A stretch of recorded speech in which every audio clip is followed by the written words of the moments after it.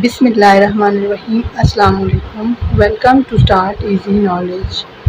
کلمہ اور اس کی اقسام۔ سب سے پہلے کلمہ وہ لفظ ہوتا ہے جس کے سننے میں کچھ معنی سمجھ میں آئے، یعنی بامعنی لفظ کو کلمہ کہتے ہیں، مثلا روٹی، پانی، ہوا۔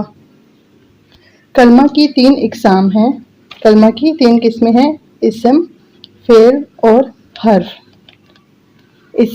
اسم کسی بھی شخص، جگہ، چیز، مقام، تصور یا کیفیت، جس چیز کا بھی نام ہو اسے اسم کہتے ہیں، جیسے حسن، آمنہ، لڑکا، لڑکے، لاہور، مسجد، کراچی، اسکول، میز، استری، گیند، دروازہ، خوشی، غم، غصہ، یہ تمام اسم کہلاتے ہیں۔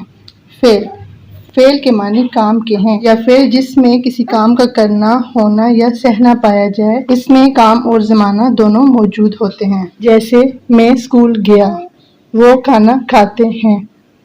گیا یہ بھی فعل ہے، کھاتے ہیں یہ بھی فعل ہے۔ جیسے میں بازار جاؤں گی، اس میں گی یہ بھی فعل ہے۔ جیسے وہ اسکول گئی تھی، وہ اسکول جائے گی، وہ اسکول جاتی ہے۔ ان تینوں میں یہ سب فعل ہیں، کیونکہ یہ زمانے کو ظاہر کر رہے ہیں۔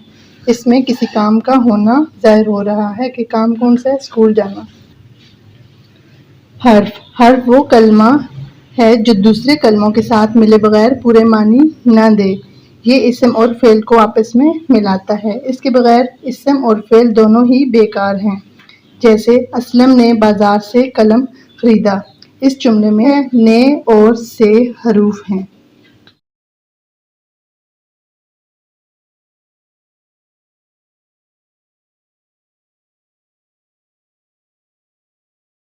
Thanks for watching.